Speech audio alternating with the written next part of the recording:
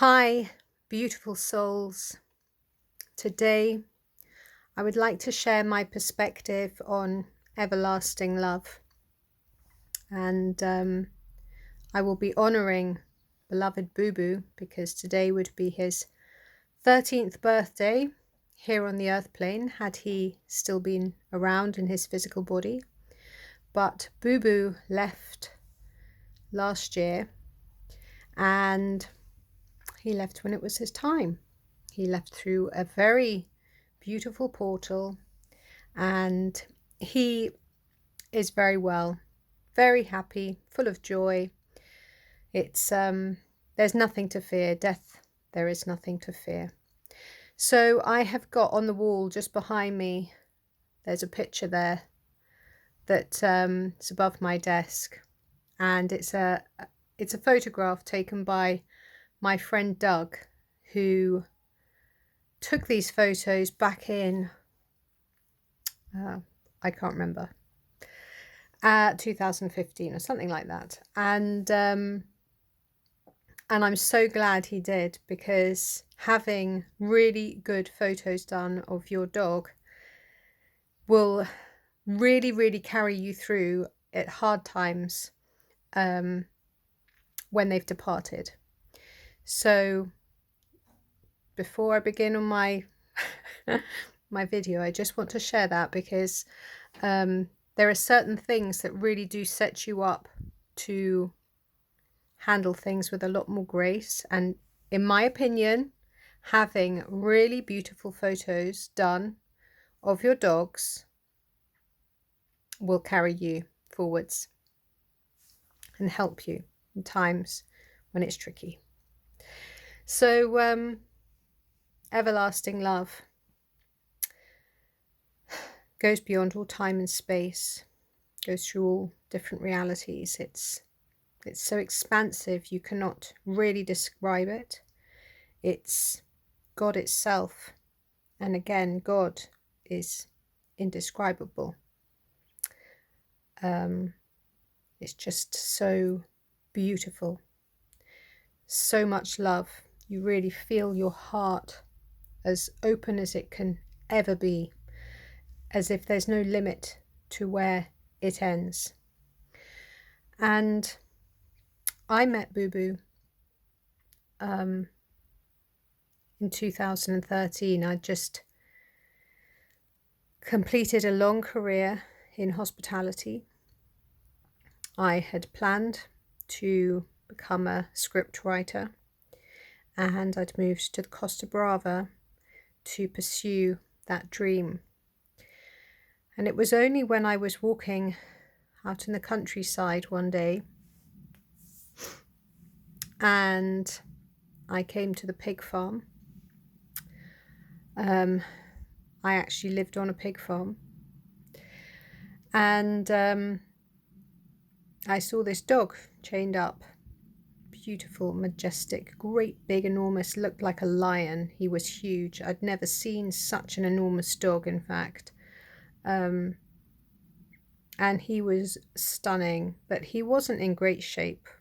He really wasn't. So I took him to the vets and I befriended him, but it wasn't like a straightforward process, like I just took the dog and away we went into the sunset. It wasn't like that. There was a lot of politics involved, because this dog was belonging to somebody and here I was getting involved and stirring up some hornets' nests in the process. What I honestly did not expect was for me to be moving to Spain and finding, meeting, befriending this incredible companion. I wasn't looking for a dog. I mean, if anything, I would have probably gone for a cat. I love all animals, but I'd probably have gone for a Siamese cat. Not a massive, great, big, enormous dog. But he needed assistance and I stepped up and I went to help him.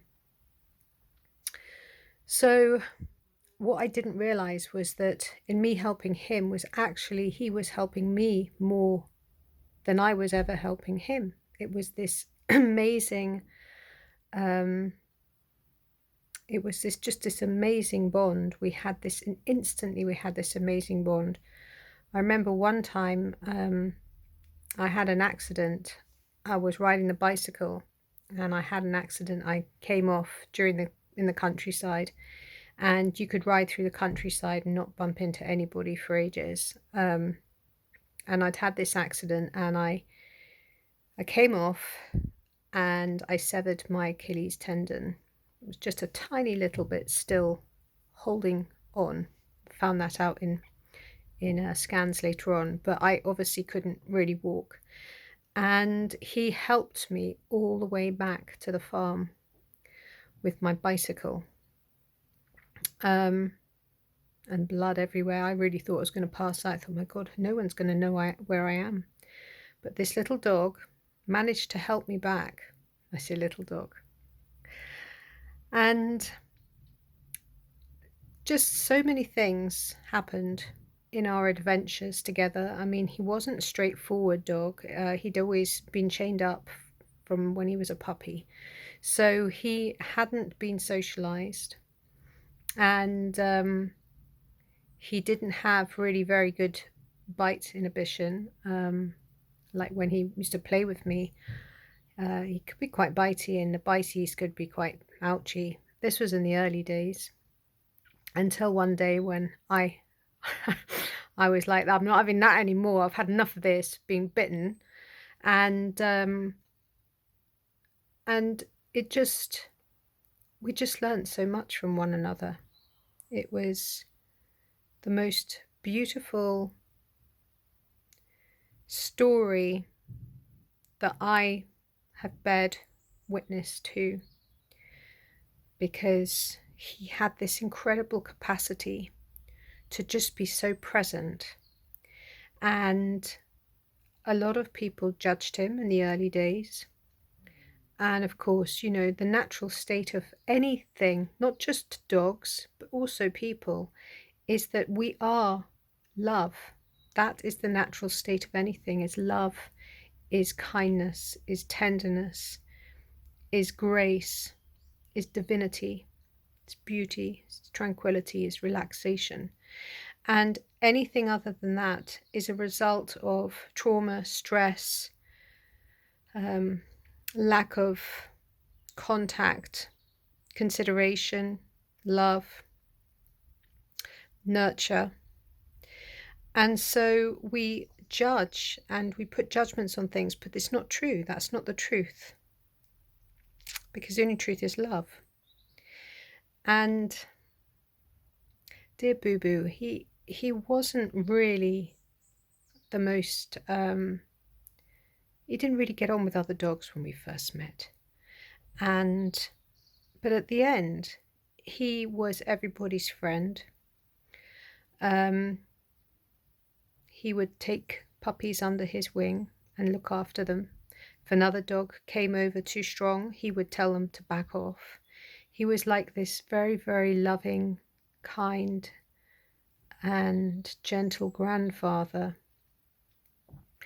And it was very humbling to see just how magnificent and beautiful, and how he would just rise, you know, after the beginning of his life. I mean, I admit that at the beginning, you know, there is a part of you that wants to continue to say the story, oh, this and that and the other and what have you, and sometimes it will creep in, because it sort of demonstrates the ability for dogs to overcome so much and still rise and still show how courageous and noble they are and what a great ambassadors they are to their species, but also what great inspiration, you know, how inspirational they are to us as well, to show us how it doesn't matter what has happened, you get up and you enjoy this present moment, And as BooBoo would say, you be joy. Be joy. Every day in his days closest to his passing, so probably about a year or so, when his ability to walk was shortened, we used to walk to this bench. And this bench, there's a lot of benches on the seafront here, because when people die, people like to dedicate benches to their beloved deceased loved ones. And they're usually for humans. In fact, I think they're all for humans. But there's this one particular bench, and it's got this beautiful big writing on it saying everlasting love carved into the wood. And BooBoo and I would used to walk to that, and then I'd touch the bench and I'd say out loud, everlasting love. And then I'd look at BooBoo, and I could see that he would be like in on the joke, because jokes can be really sweet. There doesn't have to be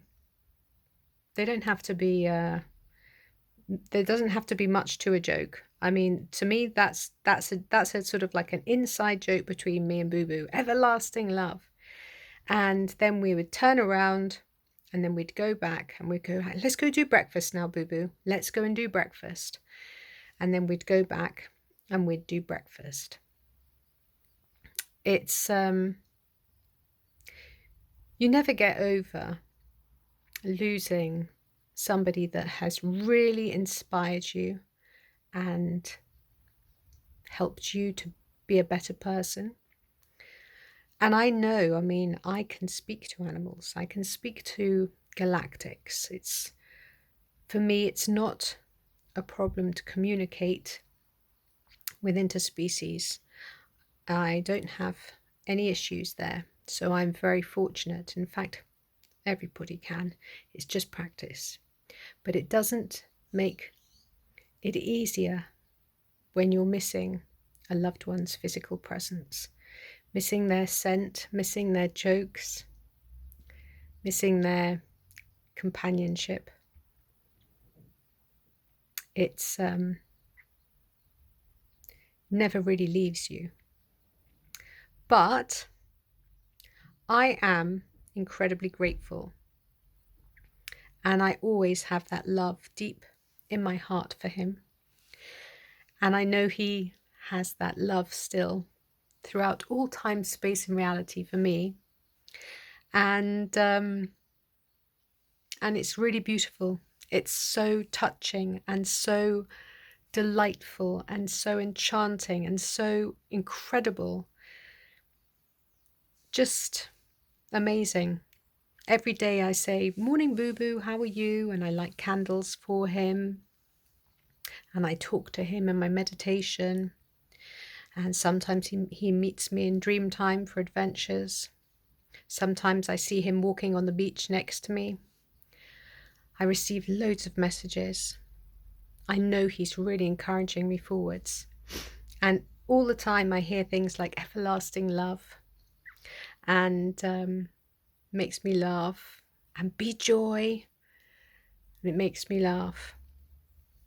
And so on his behalf, and in honor of him, I go about each day honoring him and looking for ways to be joyful and to spread joy and to assist others to do the same. I've actually always been very blessed to be quite a happy, content person.